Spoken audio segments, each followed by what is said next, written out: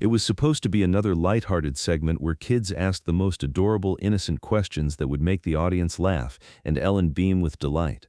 Kids Ask the Best Questions was one of Ellen's favorite parts of the show, a chance to connect with young minds, to see the world through their unfiltered curiosity, to share in their pure joy. But when 9-year-old Tyler Morrison raised his small hand from the special kids section, and Ellen called on him with her trademark enthusiasm, neither of them knew that his innocent question would stop the show, shatter Ellen's composure, and force her to confront the most personal chapter of her life in front of millions of strangers. Tyler sat in the front row of the kids area, his legs swinging from the oversized chair, wearing a bright red t-shirt with a superhero logo and that gap-toothed grin that made him instantly lovable. His brown hair stuck up at odd angles despite what was clearly his mother's attempt to tame it, and his eyes held that particular sparkle that belongs only to children who haven't yet learned to filter their thoughts. Behind him, his mother Sarah watched with proud anxiety, the kind that comes with knowing your child might say absolutely anything on live television. Ellen had been working the kids section for 10 minutes, fielding the usual delightful questions about her favorite ice cream flavor, whether she really knew all the famous people she interviewed, and why grown-ups seemed to find her so funny. The energy was perfect, kids giggling, parents beaming, Ellen in her element with that natural ability to speak to children as equals rather than talking down to them. "Okay, what about you, sweetie?" Ellen said, kneeling down to Tyler's level with her microphone extended. "What's your name and what do you want to ask me?" Tyler took the microphone with the serious concentration of someone handling precious equipment.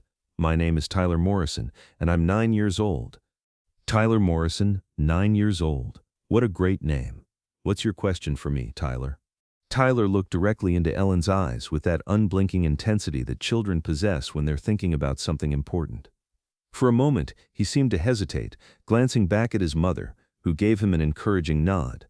"Ellen," he said, his voice clear and carrying easily through the studio microphone, "why don't you have any kids? Is it because someone doesn't love you enough?" The question hit the studio like a physical force. The laughter that had been bubbling through the audience died instantly.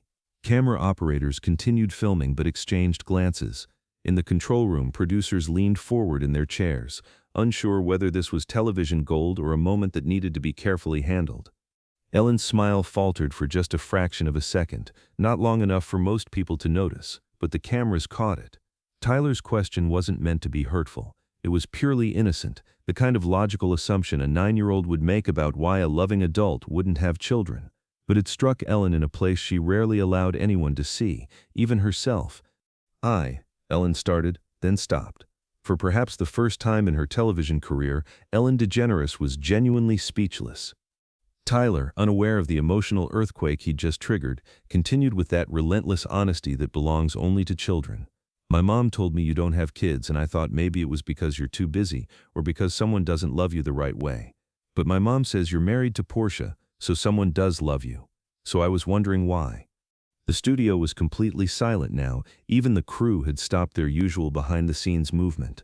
Ellen could feel hundreds of eyes on her, could sense the weight of this unscripted moment that was quickly becoming something much larger than entertainment.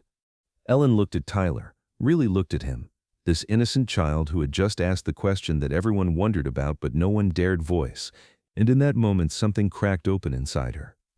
Maybe it was his genuine confusion, maybe it was the pure love in his voice when he mentioned her marriage to Portia, or maybe it was simply that after decades of deflecting personal questions with humor, she was finally ready to be real. "Tyler," Ellen said softly, sitting down cross-legged on the studio floor so she was truly at his eye level. "That's actually a really good question. A really, really good question." Ellen looked around the studio, at the parents and children watching with rapt attention, at her crew who had become like family over the years, at the cameras that would broadcast this moment to millions of homes. "You know what, Tyler? Nobody's ever asked me that question so honestly before. And I think you deserve an honest answer." Ellen's voice was different now. Gone was the performance energy, the carefully crafted television personality.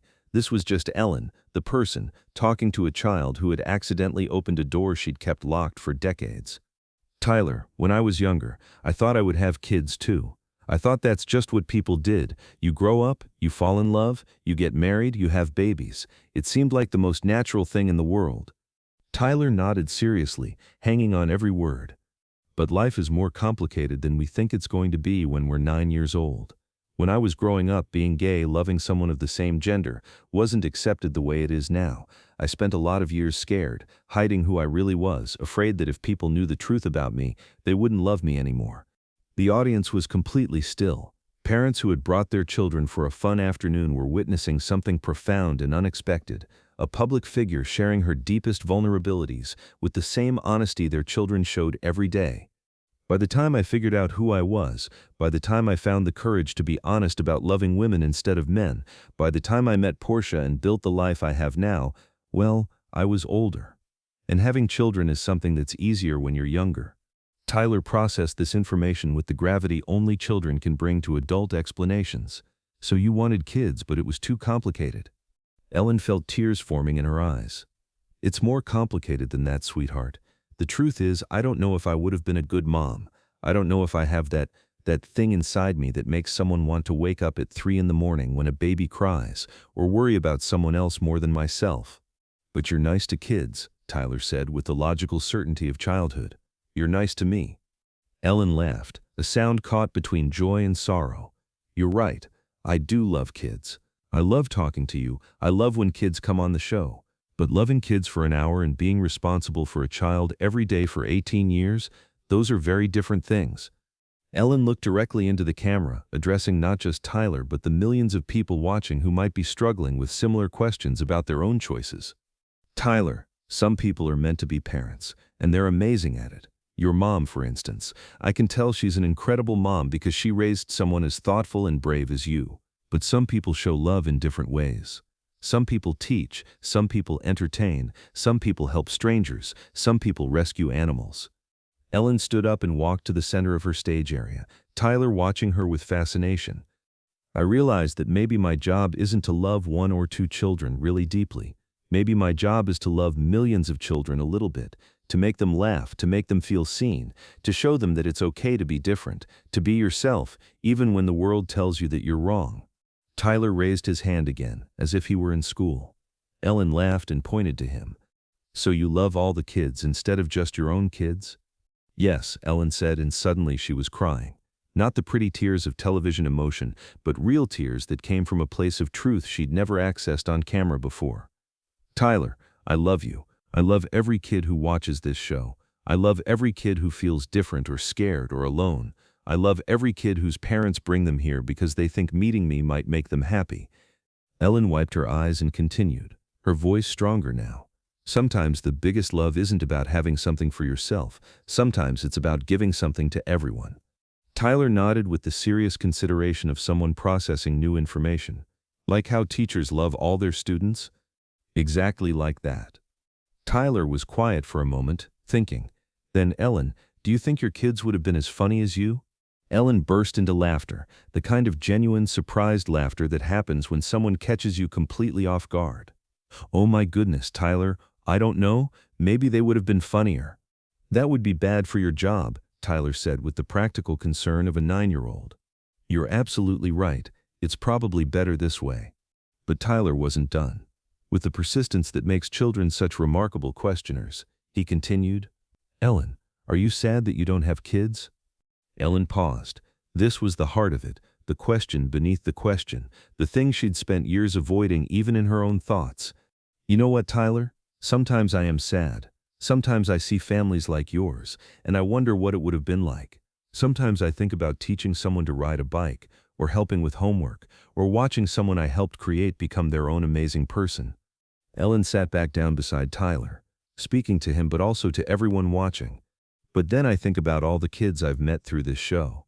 I think about kids who've told me I helped them through hard times, kids who say I taught them it's okay to be different, kids who learned to be brave because they watched me be brave. And I realize that maybe I do have children. Maybe I have thousands of them. Tyler reached over and patted Ellen's hand with the natural comforting instinct of a child who sees someone in pain. You can share my mom if you want. She's really good at mom stuff. The gesture was so pure, so generous, that Ellen completely broke down. She pulled Tyler into a hug that lasted longer than any television hug should, a hug that contained years of questions and doubts and choices and love. Tyler, Ellen whispered, you just gave me the most beautiful gift anyone has ever given me. You let me be honest about something I've never been honest about, and you made it okay. When Ellen finally released Tyler, she addressed the audience directly. "Ladies and gentlemen, this 9-year-old boy just taught me something I needed to learn. He asked me a question that adults have been too polite or too scared to ask, and he listened to my answer without judgment. He reminded me that sometimes the most important conversations happen when we stop worrying about saying the right thing and start worrying about saying the true thing."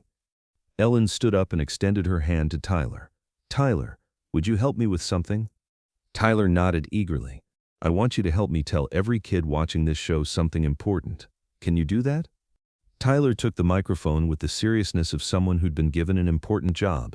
"Every kid who's watching," Ellen said, "Tyler and I want you to know that love comes in lots of different shapes. Some people love by being parents. Some people love by being teachers. Some people love by being helpers. Some people love by making others laugh."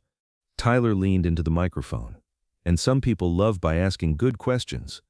Ellen laughed. "That's exactly right. Tyler, what would you tell kids who feel different or who don't fit into the normal boxes?" Tyler thought seriously about this question. "I would tell them that Ellen doesn't fit in normal boxes either, but she's really cool, so maybe not fitting in boxes makes you extra special." The audience erupted in applause, not just for Tyler's wisdom, but for the entire conversation they'd just witnessed. Ellen knelt down and hugged Tyler one more time. "Tyler Morrison, you are going to change the world someday. And when you do, remember that it started with a really good question." As the segment ended and Ellen moved on to other parts of the show, Tyler returned to his seat beside his mother, who was crying happy tears, but the impact of that conversation would ripple far beyond the studio. The episode, when it aired 3 weeks later, broke the internet. Tyler Questions became a trending hashtag as people shared their own difficult questions about life choices, family structures, and what love really means.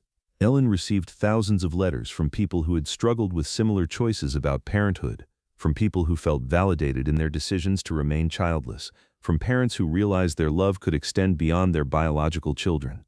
But perhaps the most meaningful response came from Tyler himself. His mother shared a video of him watching the episode at home. When he saw himself on television asking his question, he turned to the camera and said, "Ellen said I could ask good questions, so here's another one. If everyone loved each other the way Ellen loves kids, would the world be happier?" Ellen featured Tyler's follow-up question on her show the following week, using it as the foundation for a new segment called Questions That Matter, where kids could ask the hard questions adults usually avoid. Tyler and Ellen became pen pals of sorts, with Tyler sending her drawings and questions and Ellen responding with handwritten notes that Tyler treasured. On his 10th birthday, Ellen surprised him with a video call where she sang "Happy Birthday" and told him, "Tyler, you taught me that the best way to love kids isn't necessarily to have them. It's to really see them, really listen to them, and really believe they have important things to say." The conversation also sparked something deeper in Ellen. She and Portia began volunteering at local schools, not as celebrities making appearances, but as regular people sharing time with kids who needed extra attention. Ellen discovered that her instincts about motherhood had been wrong. She did have that protective, nurturing quality. She just expressed it differently than she'd expected. Years later, when Tyler graduated from high school as valedictorian, Ellen was there in the audience. In his speech, Tyler said, "When I was 9, I asked Ellen DeGeneres why she didn't have kids. She taught me that love isn't about possession, it's about connection. She taught me that the most important questions are the ones that make people think differently about themselves." Ellen's response to Tyler's question became one of the most cited examples of authentic television, used in journalism schools as an example of how real human connection can happen even in highly produced environments. But for Ellen, the lasting impact was simpler. Tyler had given her permission to be honest about her choices without shame, to understand that different ways of loving are equally valid, and to recognize that sometimes the most meaningful relationships are the unexpected ones. Because sometimes a 9-year-old's innocent question can unlock a door you didn't even know was closed. Sometimes the most profound conversations happen when someone small enough to see clearly asks something big enough to change everything.